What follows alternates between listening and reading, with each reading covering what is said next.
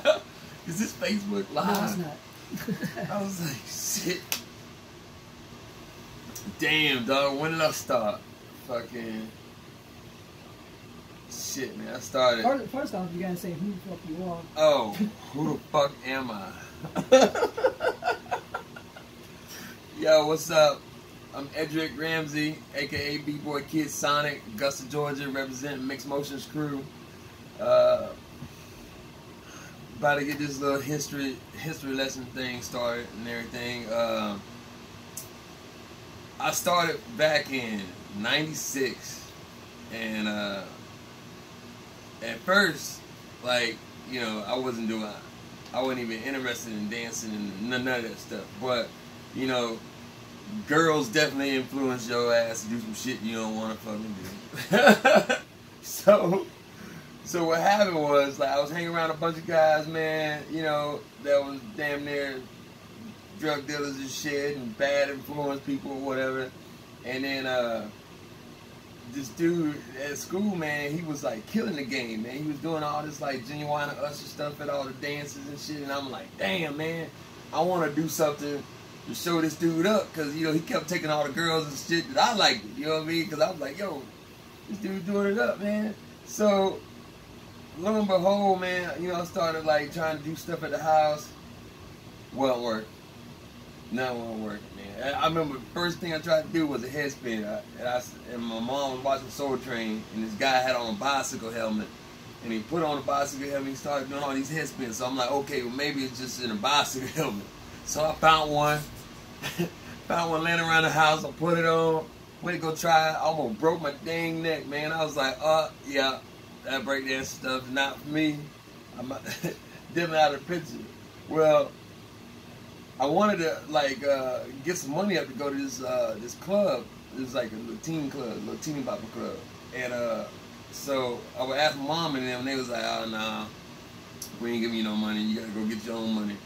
So I was like, oh, okay. So then my uncle dropped me off in this neighborhood with a lawnmower gas can, and it was me, Mike D, and then you know, we was all out there chilling, walking around the neighborhood or whatever, and my cousin D was out there.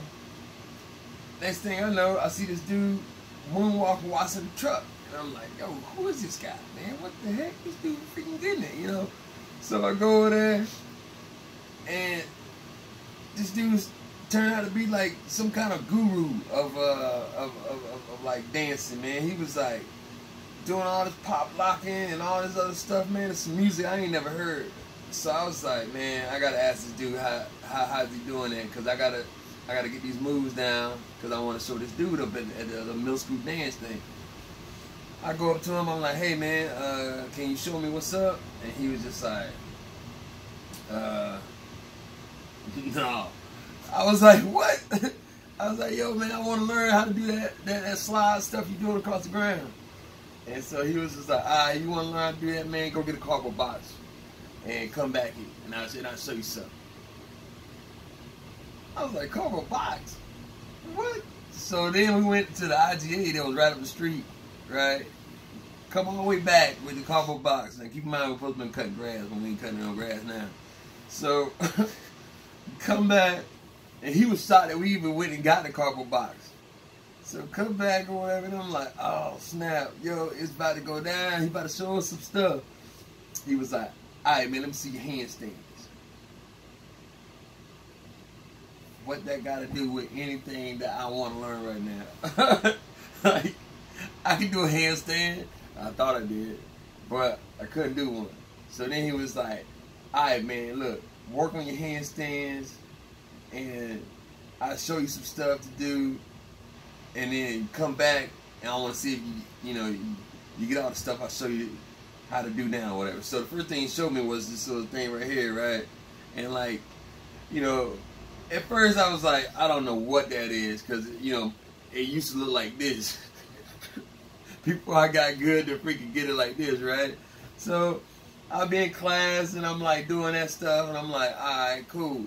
You know, I don't know what this is gonna do, but you know, I I guess it's the right form.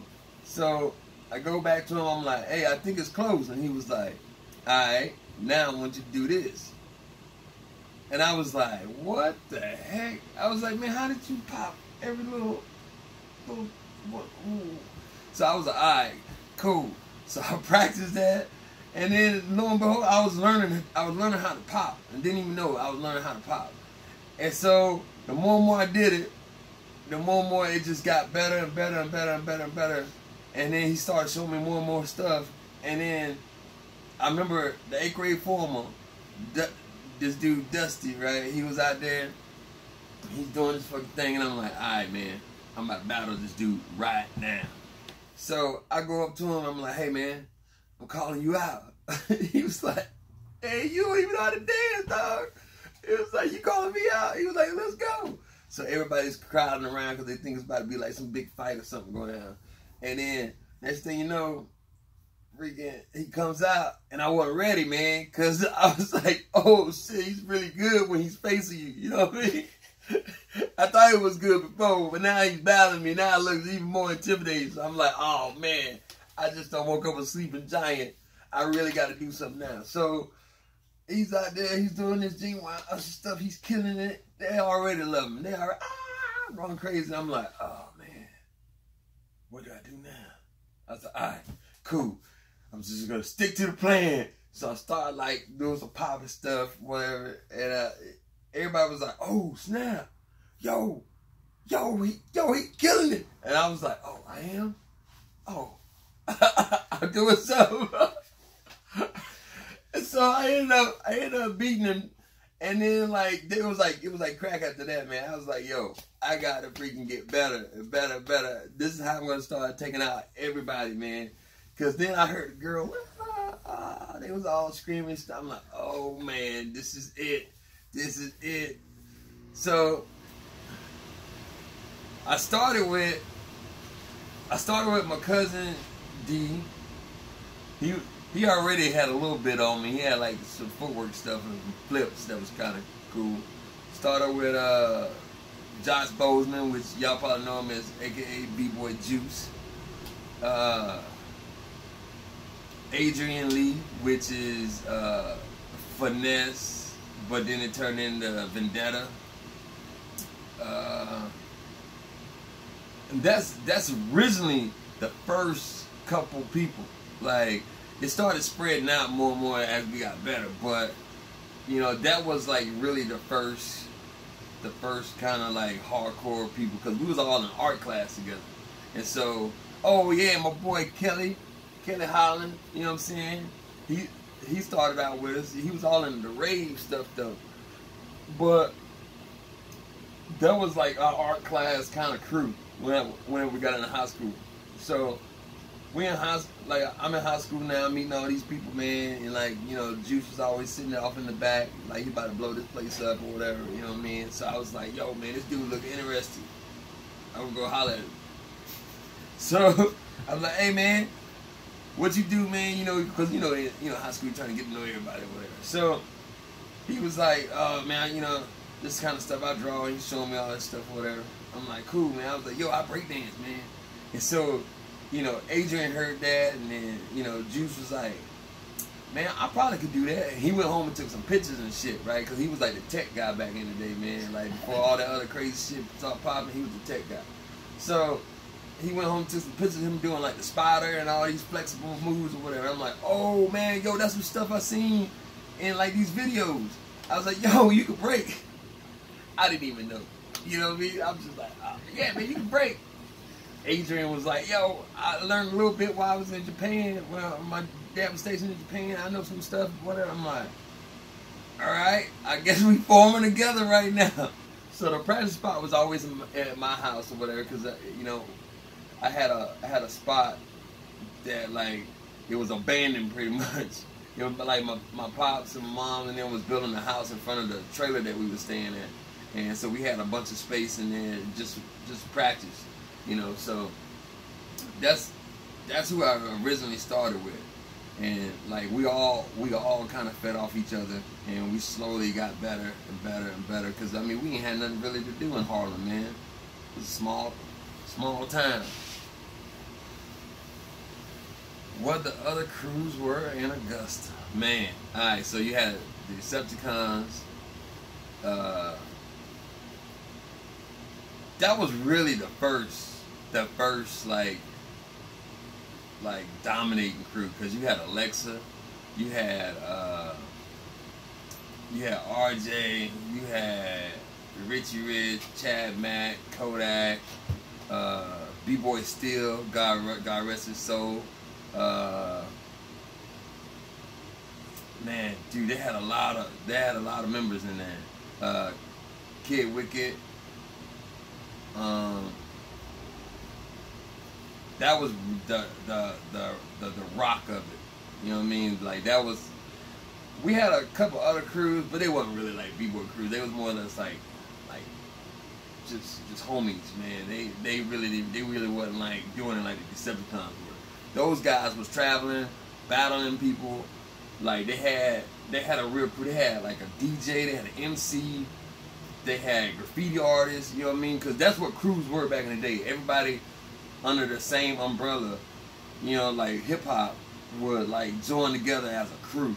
You know, you had your people that would beat people up just in case the fight broke out. You know what I mean? They was always good. You know what I mean? Because we got into a lot of tussles and stuff back in the day. I mean, now you can say the wrong thing and people start crying because they're all sensitive. But you know, it was a hard nut life back then, man. So that was only one of the crew, and then we tried to form ourselves under Break Yourself crew. But then we kind of didn't really like Chad that much because he was giving us all this fucking negativity and shit. But like, now looking back on it, I can honestly say that like I kind of liked his criticism, because it kind of gave me a nemesis to hate to get better. If that makes any sense. Like, I was always a person that, like, if you hated on some shit I did, I would really like it, because I was like, oh shit, you got me, nigga, let's go. Let's go! So I'll never forget the day that it really changed my life. And we was in Chad's studio apartment, and like, this was the moment that, you know, because back in the day I was called Bubba Love, because my brother couldn't, you know, think of nothing else. He was watching another professor and was like, "Oh, Buddy Love, we're gonna call you Bubba Love because you get all the girls."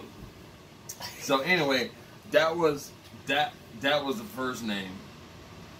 Thank God that they changed to the kid's son. But that was the first name. Anyway, so I remember sitting up in his freaking apartment, in his studio apartment, and we just got through doing a downtown little street performance thing. All of us, right? So we like, all right, we could really kick it with Chad, because see, back in the day you couldn't kick it with people that wasn't in your crew or wasn't in your circle, because like, they was real guarded about their art. You know, they didn't want to just be spreading this out to nobody, man. So we felt privileged to kick it with Chad. We was like, oh man, we chilling with Chad Mac or whatever, man. So we up in there, and like, you know, he looked at all luxury back then. You know what I mean? Because we was like, man, studio apartment downtown. So we all up there. And he got all these VHSs of all the Battle of the Years, man. Stuff that we heard about. We didn't even freaking know about. Because back then, we didn't have YouTube. We didn't have all this stuff that these kids are filling their heads with now. We had to go out and hunt for that stuff. You know what I mean? You saw break-in, either you was by the TV, and you had to watch a replay of the video, and hit the record button, record that segment of the break-in, and then try to mimic this shit. Or you just had to, you know, try to find footage wherever you can find it. He had all of it. He was like the motherfucker that concealed everything in the library. So we go up there, and he's like, yeah, I got this Battle of the Year joint. So he pops it in, we watching, we like, oh man, that's hype. Yo, we should go out and like start battling people. And so he hits the pause button on me, right? He's like, and I was like, yo, what's up? He was like, man, y'all ain't good enough, man. I was like, what? What the fuck? I was like, dude, we just made you all this money. Because keep in mind, we used to be downtown breaking our butts off, right? And Chad only had like a couple moves. You know what I mean? The better we was getting, the more it started disposing of him as dang man, he ain't as good as I thought he was. You know what I mean? So in my head, I was like, man, this dude talking smack. And we was out here killing it, and he couldn't did it without us. So, I mean, why are you telling us that we whack? Okay, you telling us that we whack? Bump that, man. And so he was like, okay, y'all think y'all that good, whatever. How about y'all go out of town, and then y'all see what the real deal is, right? And I'm like, man, okay, this dude just talking smack. He's already pissed me off. Don't even like this dude anymore. You know what I'm saying? So I can see why people don't like me sometimes. You know? So I'm like, man, I don't even like this dude no more. So he ended up taking us to Breakland because he ended up winning the first Breakland, the first ever Breakland. I think that was like 2000. Yeah, because he won Breakland 1 just before all the hard hitters figured out what Breakland was. Keep in mind, all right. So don't start bragging about that shit. So he won Breakland. He won Breakland and came back. He was telling everybody, I just smoked everybody in Breakland, blah, blah, blah. So we like, oh, shit. Damn, he got a title. We ain't got no title. Shit, we got to go out here. So he took us to Breakland. I'm like, man, we're going to get up that juice. We're going to smoke these motherfuckers. We're going to roast these motherfuckers up. Man, we went up there. Whole nother world. These guys got rockets. These mugs are flying everywhere. Airplane. We ain't never seen airplane. What is that? Pikes. Freaking headspins forever in your face. Like, oh, and keep this in mind. You had to sign up online. So you already signed up. Ain't no backing out now, buddy. Ain't no backing out now. So I'm like, oh, snap. We going in. We got to go into this joint. So we go in. Next thing you know, freaking we get smoked. They ain't even make it out of prelims. We got smoked in the ciphers way before the prelims. Alright. Went home, I'm like, yo, did you see all that? We got roasted, but we gotta go hard, dog. We gotta go even harder, man. Dude, the more and more I saw stuff like that, the more and more it just fed the fucking, like, it just fed me to get better, because there were more doubts. It was more like things in my head that I'm like, man, is this really for me? I think it is, because I like the intensity, because like I always liked it rage, man. Maybe because, you know, I grew up like with my brother that was always like beating people up and shit for those reasons. And like, I guess, you know, it carries in your DNA, I guess, you know what I mean? So it's just like, I felt like dang, man, I love that intensity of a fight without fighting. And you actually are training like one of these Kung Fu warriors, you know what I mean? So it's just like, yo, this is really dope to me. You know, I don't know why, but it was really dope. All this negativity that you can just change into positivity, and you're like, yo, okay, this is definitely gonna feed a lot of stuff. You know what I mean? So it's just like Chad Mack played a big part. He played a big part in me getting better, because he was definitely one of those haters that could back it up. You know what I mean? On the dance floor. And you know, I remember when Old School was what was teaching me, he told me, he was like, man, the only way for you to be better and to be the best is you got to take out everybody in Augusta. Don't even, so there's a formula, and a lot of people don't know this formula, all right? And I can see it in the new generation that they don't know this formula. All right, so the old way, and it still works today if you do it right. The formula is you take out your city, right? Once you take out your city, you take out your state. Once you take out your state, you take out the other cities in the country. Once you take out those, man, go worldwide. Go world, like you start freaking, like, because then you have the respect, you know what I mean? And see, back then, they called it a scene because everywhere you went, people saw you. So you were the hip-hop scene. There was no doubt about it, you know what I mean? So it's like, nowadays, when I see people talking about, oh, I'm doing it for the scene and stuff, and I can go to Charlotte, right? And like, not talking shit about these guys in Charlotte, but you go to Charlotte, you can ask anybody in Charlotte, like, yo, is there any breaking scene out here? Breakdancing? They still do that here? Oh my God. That means it ain't no scene. That means y'all keeping it so underground in your freaking garages and stuff that your people, your community, don't even know who you are. Back in the day, if you ask anybody about Chad Mack, Dude, I don't care if it was some Joe Blow on the street. They'd be like, yo, Chad Mack is that dude. That dude, man, yo, you trying to battle him? Like, he already won before you even took him out, because he had all the people behind him. He had all the connections. You know what I mean? That's how old school was. Old school, like the dude that taught me, he could get in anywhere for free. He could, people, I mean, we was going to Atlanta, people just giving him car parts and like hooking them, like Godfather Customs in Atlanta would just let him just walk up in there behind the back or whatever. He had all this clout. You know what I'm saying? He had mad clout. So that's when you know somebody has really been putting in work, man. Because if people don't see you out there doing your thing, doing stuff for the community, man, you're not building the scene. You're building a b-boy scene, but I mean, how big is that? You know what I mean? Like, there's other people that need to see you, so you have to be at those clubs, and you have. Yeah, I know the clubs ain't playing the music you want to hear now, but like, that used to be the biggest spot where it was networking for all your shows, for all your local connections, for other people that's trying to really do stuff. Because back in the day, people that were successful businessmen would carry themselves in a club and get VIP and all this other stuff. So to approach this guy that's got all the bottle service and all this stuff, you gotta have some kind of clout. You know, you gotta know how to maneuver yourself through the vultures, pretty much, like how Jay-Z said. You know what I'm saying? So it's just like, once you open that club, everybody in that club got to know who you are. If you ain't got no money, they got to know who you are. Because that is sometimes better than money. Because now, this dude that's owning these successful businesses is like, this dude comes in here get free drinks and everything, man. Like, what the hell? Who is he? So it's just like, now you looking like a celebrity in your own freaking city, and your city's behind you. What do you want to tell the current... Oh, man. So these future b-boys, these dancers, dreamers, whatever you want to call them,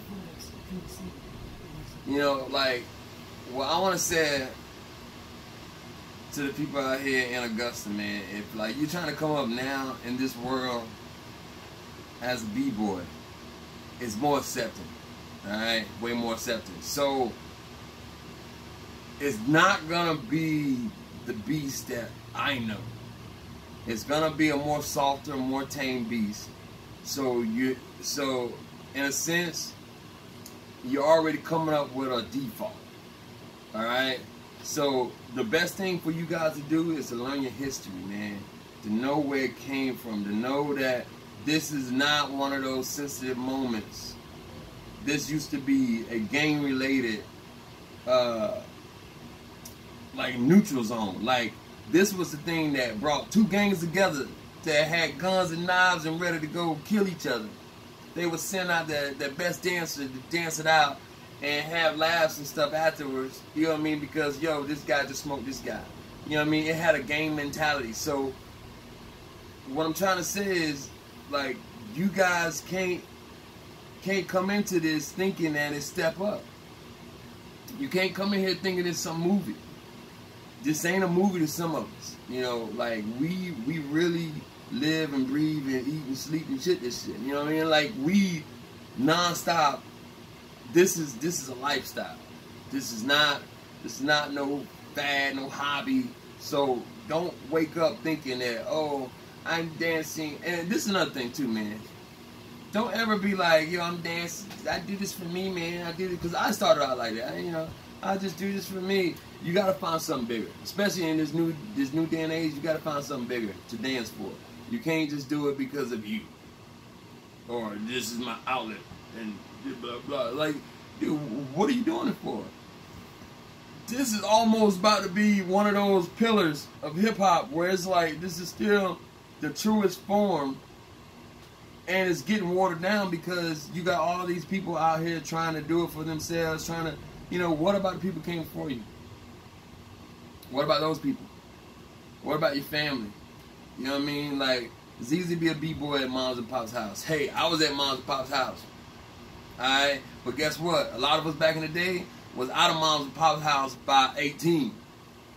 Alright? We was on the real streets, still doing this freaking art form. So, the only thing I can say for you dreamers, man, is to toughen up, man. Get some really thick skin and go out and battle, man. You know, really battle.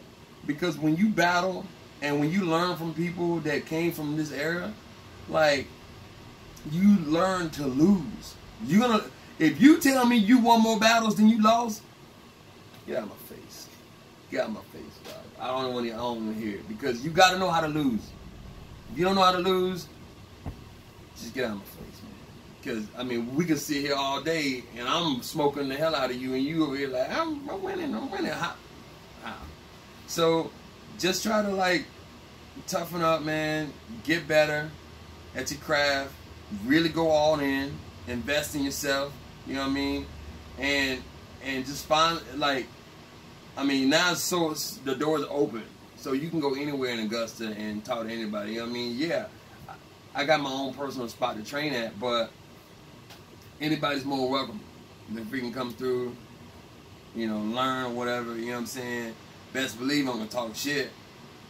Best believe I'm going to tell you you're whack. Alright? Best believe you're going to think I'm the biggest hater out there. But guess what, man? Everything I'm telling you, you have to take it 100% because, dude, I'm living it, dog. I ain't one of those motherfuckers be like, yo, I used to do this back in the day, man. Like, I'm still doing it, alright? And the fact that I'm still doing it, and 23 years, going on 23 fucking years, man. So it's just like, you have to put up with the bullshit to know the real shit, alright? Because if you don't, you're not gonna get better. I put up with Chad Mack bullshit. I put up with old school bullshit. I put up with a lot of people bullshit, man. But it's because the life they lived is what I'm trying to attach myself to. So you have to know that. You know what I mean? Like, I'm never gonna walk in old school shoes. I'm never gonna walk in Chad Mack's shoes. Alright, Chad started a lot earlier than we did. So there's a lot of things that he was there to witness and form that we'll never understand. But to have some kind of comprehension of it, you gotta be around that asshole. You gotta know, you gotta try to understand where he's coming from. You know, I've never been through that. But I want this dance. So he carries this dance, so how am I gonna, you know? So just, I mean, even though there's people that you don't like, and you probably like, yo, just do so negative. Everybody's on this Zen shit now, too. It's so negative. Like, you need the negative. You know what I'm saying? You need the negativity. I don't care who you are. You can tell me I want positive vibes. I don't want positive vibes in my life. I want the negative stuff, too. You know what I mean? Like, that's the only way you're going to start a car. Negative, positive. Negative, positive. You can't, you know, oh, I'm just positive Zen. Whatever. Get out of the freaking eggshell life and start living a hard knock life and really like indulging yourself into it and take criticism. Definitely take criticism. If you don't take criticism, get out of my face, man. Like, that is garbage. Mike. Oh damn! It didn't do a countdown. No, They did. I'll edit that part out. But all right, so how did I get in mixed motions crew and ended up this journey when everything was falling off? Well, you know, like I was saying earlier, you gotta have a tough skin. You know what I mean? But nothing prepared me for the year of 2003. That's when this really started. 2003. So 2003, get out of high school. We live in somewhat of adult life. Life hits you. You know what I mean? Just like I said, you know, it's easy to live a b-boy life in mom and pop house, or you know, you're doing your thing. So we had a really tight crew. You know, Vendetta was leaving to go to Atlanta because she had college. You know, so that was understandable. And the more she was out there in Atlanta, the more she found a new crew that she called family, which was Burn Unit. And me never really having my own little posse to kind of kick it with, man, because dude, I was hanging around these guys through pretty much most of my high school year. You know, 4 or 5 years in the making. around these certain people, man. And you got these dreams and aspirations of being, you know, we all gonna make it. We. And so I'm like, man, dude, this is really dope.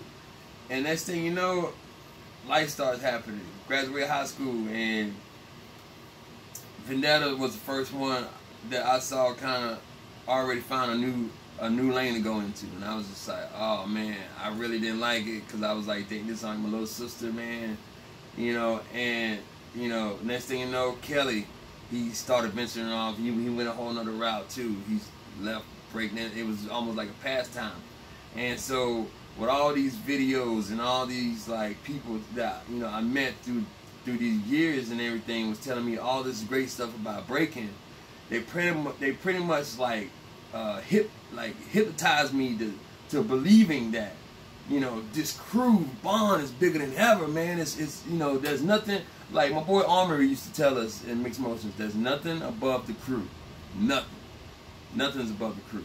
So I believe that, you know what I mean. And when I saw Juice, and I saw, you know, Kodak was, to me at that time, Kodak was already a grown man. I mean, even though he wasn't like old, he had a family, he was in the military, you know, he had things that was happening in life, so he wasn't practicing it with us as much.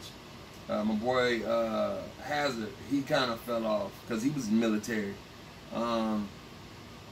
B-Boy Steel, he got into the police force, you know. He had a kid and all this stuff. People lives started changing, you know. Juice started, you know, dating chicks, getting serious, and like, you know, he started like seeing like a whole nother avenue on which he wanted to pursue, you know. And it was just like, dang, man, I felt like all these people, you know. And then D, he was running around the wrong crowd. He was kind of lost, you know. So it was just like, man, what's happening, man? And like all these opportunities started like approaching, and I'm like, man, yo, we need to stick together, because there's other people, other dance people that are forming together, starting to, you know, become a crew. Like Unique Theory was a choreography crew, and they was always at the club battling, man. And I used to go to the club deep with my crew, you know, that we call Wicked Flavors. You know, we was rolling deep, and next thing I know, it was just me up in the clubs battling these dudes, man, getting, you know, smoked by these choreographers and all this other stuff, you know. And I'm like, man, these dudes got routines, because that's the first time I ever got smoked by choreographers, man, when people had routines or whatever. So I'm like, man, I ain't even got nobody to do routines with. I ain't, you know, I don't know, you know. So it kind of hurt me to see that, like, the people that I really respected and like really looked up to, man, that had your back no matter what, like, not be there for some of these battles, man, for some of the stuff that was unfolding. So, you know, I joined up with Unique Theory because, you know, they didn't have no breakdancers, so they was like, yo, man, you know, it'd be dope. And I met this guy, Monty, man, God rest his soul too, man. And me and Monty and Boo was like a force to be reckoned with at the club, man. And we started going clubs, and I felt like a little bit of a, a little bit of a crew then, you know. I'm like, oh man, this is what's up.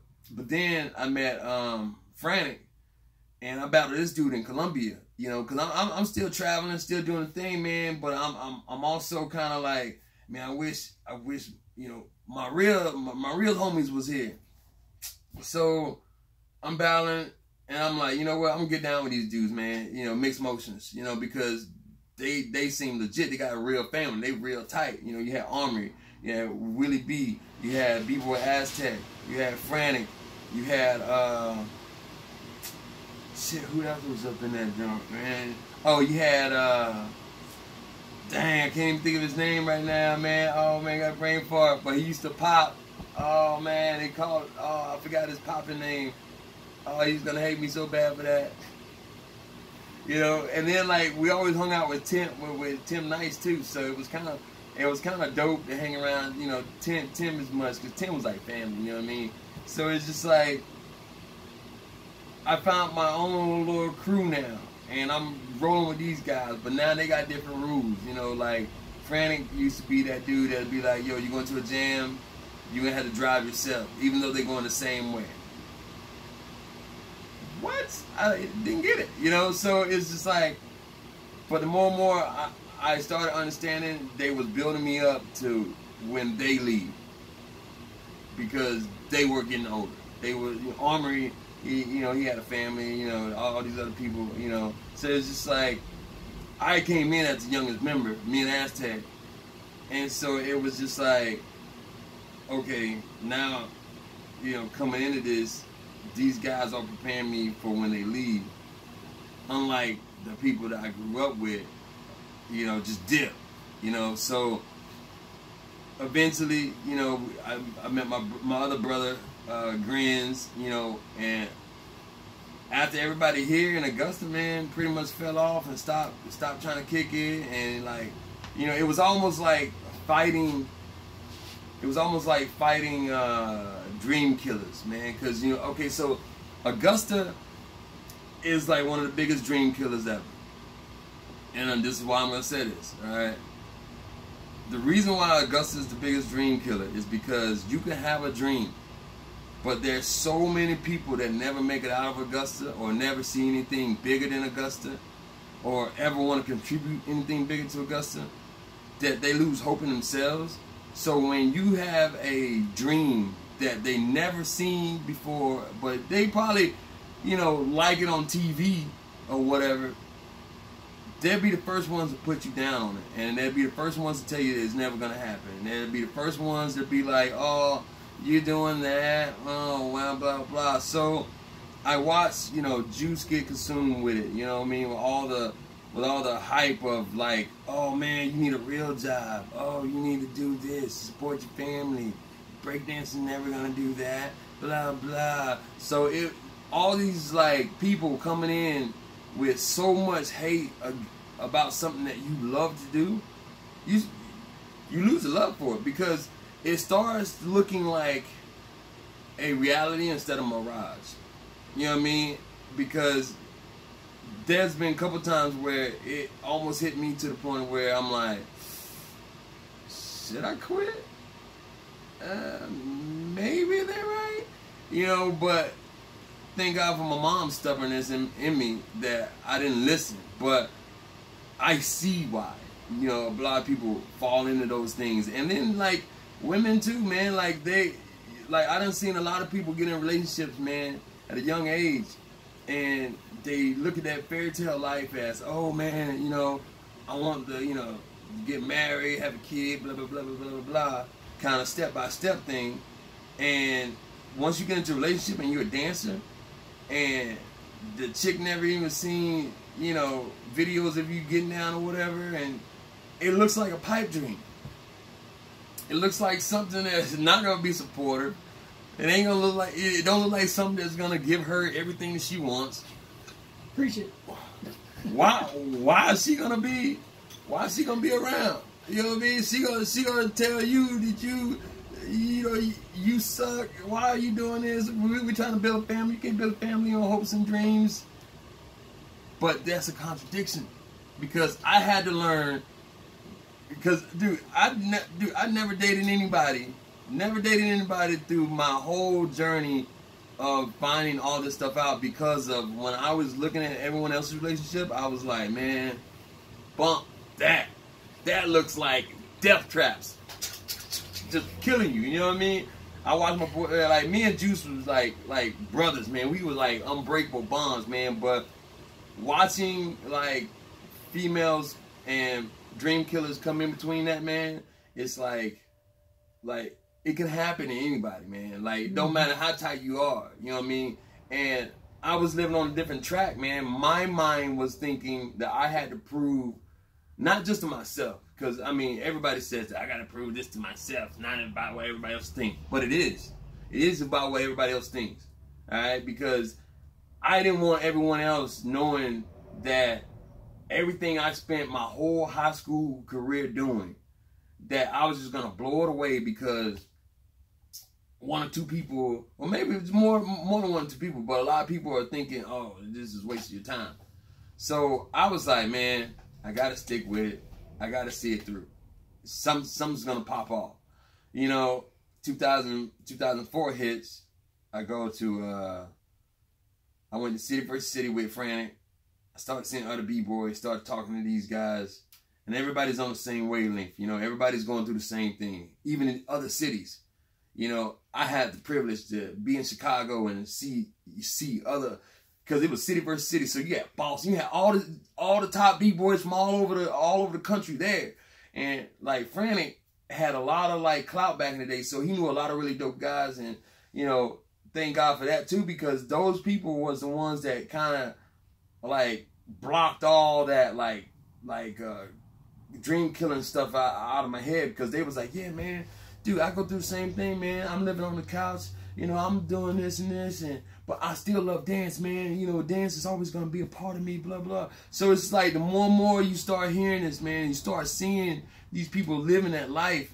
You know, who cares about the money? You know what I mean? Who cares about, you know, whether you got a dope car? I still got the same car that I had way back in the heydays. You know what I mean? So it's just like, now, what are we really doing? You got to think, okay, if it's about proving it to yourself, you know, who cares? But everything that we do, we try to prove to someone else. So those dream killers, they got a comfortable job. They're not out there chasing their dreams. They give you the mirage of success because of the things that they buy, the things that they're posting up, and you know, they're like, hey, I got a new car, I got a new this. You get a little jealous because you like, dance ain't never gave me a paycheck like that. Alright, so where I can go and just buy me a car. So your girl get to telling you stuff like that, and you're like, man, maybe she's right. You know. But once you start understanding that you don't care about all these necessities, that you're trying to get better at your craft, and that when you get better at your craft, someone will pay you to do what you love doing, like, that's a really hard life to live. And I can understand like why, you know, Juice, you know, quit and he had to go do all this other stuff, because it's not just him anymore. It's other entities, like family, like girlfriends, kids, you know, like they need support, you know, and believe it or not, dancing is not gonna do that. You know, if you really wanna be successful at anything you do, you have to either have a really strong will, or someone that's really gonna be there to support you. Because a lot of people say they're gonna be there to support you through some thing and stand up and not. But you gotta have the key thing, and that's like the will to know that my vision is gonna be a lot further than what they're seeing me right now. You gotta know that. It ain't no thinking it. It ain't no, I gotta find the right motivational video that's gonna, no. You gotta know that. When you start whatever you're doing, I don't care whether it's knitting blankets, whatever you start off doing, you gotta know, you gotta see a vision further than what other people are seeing. Because if you don't, you're gonna start seeing their vision. You're gonna start believing that shit, and you're gonna quit doing whatever the fuck you're doing. So I had to get out. I had to stop hanging around Juice, man. I mean, I hate to say it, I had to stop hanging around Juice. I had to stop hanging around everyone that was getting brought up into that cult of, man, it ain't gonna happen, it ain't gonna happen. Look, we've been doing it this long, we've been doing this long. But I was seeing something totally different. I was having dreams of me on stage. I was having dreams of me waking up in crowds of people. And it didn't happen right then and there, but it was glimpses of reality. Like when, you know, I got put on the Hot and Poor Nights tour, and you know, chauffeured around by all these people, got on Fun Master Flex tour, chilling in the VIPs with all these dope celebrity people, where I started to see, and I thank God for Roth, this dude Roth. He was like a manager guy. He told me something, man, that woke me up. He said, look, because I was on the verge of getting kicked off Fun Master Flex tour. A lot of people don't know that. Roth came to me and told me, he said, hey man, either you could be the guy that's paying to get in here, or you could be the guy in here performing and getting paid. He was like, get your shit together. Be more responsible. Be more professional. Because this is no longer a hobby. something that I just do because I love doing it. This is now your lifestyle. And a lifestyle is something that you can say that I can survive off of dance. You can't say dancing is a lifestyle and you're working at McDonald's, but you're dancing in the garage. You can't say that, man, because now McDonald's is your lifestyle because it's funding what you're doing on the side. You know what I mean? A part-time career is not a career, it's a hobby. You either full-time dancing or you're not taking it as serious as you say you are. And I mean that's just the bold honest truth, man. You have to know that these people are not there to help you. There ain't gonna be people there to support you. There ain't gonna be people that's gonna be there. Oh man, I'm there thick and thin. It's not gonna happen. You gotta see where you're gonna be at. And if that means cutting off your good friends, you gotta do it. If that's what you want. If that means breaking up with your girlfriend, you gotta do it. You know, it's not called a passion for nothing. You know, and that's another thing. Passion. Before I get out of here, I'm gonna make this short and sweet. Alright. I hate when people say, I do this for a passion, blah, blah, and you're not obsessed with it. Everyone looks up obsession as a bad thing, but obsession is the thin line. Okay, so passion is that neutral ground between love and obsession. Okay, if you're not obsessed with what you're doing, I mean, so obsessed to where you're like, yo, fuck that. I gotta start dancing. It's not a passion. You just love it. And we all know love is like dollar bills. You can throw them bitches out all day. But to be passionate about something, you gotta have that drive to be obsessed with it, because that's gonna stop any negativity, any freaking doubt, any fear, whatever, because you gotta have it. It ain't no, I gotta wake up and practice today. You love dance. You love it. You know what I mean? Like, you can't wake up and be like, yo, I got to freaking, my back is killing me, but I gotta get up. I gotta do it. Now, yo, you passionate about what you doing, bro. You know what I'm saying? You didn't see passion of the Christ. I mean, you didn't see love of the Christ. You saw passion of the Christ, right? This dude died for your sins and all this other stuff because, yo, he was obsessed with trying to prove to these naysayers that he is heaven sent. You know what I mean? That's passion, bro. That is passion. When you're sitting here trying to prove to everyone else that, yo, I'm heaven sent, then now you're living the God self. You know what I mean? You're living the God self of yourself. And now you can really be like, yo, this is what I am. This is who I am. I'm 100% this. Ain't nobody gonna tell me anything different because you're obsessed with it. Now, when you love something, I mean, shit, I love a lot of stuff, man, but I ain't passionate about it. I'm not obsessed. I mean, I can have it or not have it. I don't care. But dance, the sleep in a coma, come out of that motherfucker, and then get back to doing what I'm doing, yeah, you gotta be obsessively crazy. Like, you know what I mean? Like, people don't get it, man. But I'm out of here. I hope this enlighten you guys, man. You know, maybe there'll be probably another video that I might do later on individual topics, because there's so much of the 23 years of stuff that I done seen. So, you know, hopefully, you know, I get to like 40 years in the game and still be doing it. But yo, I'm out. Appreciate your juice. Peace.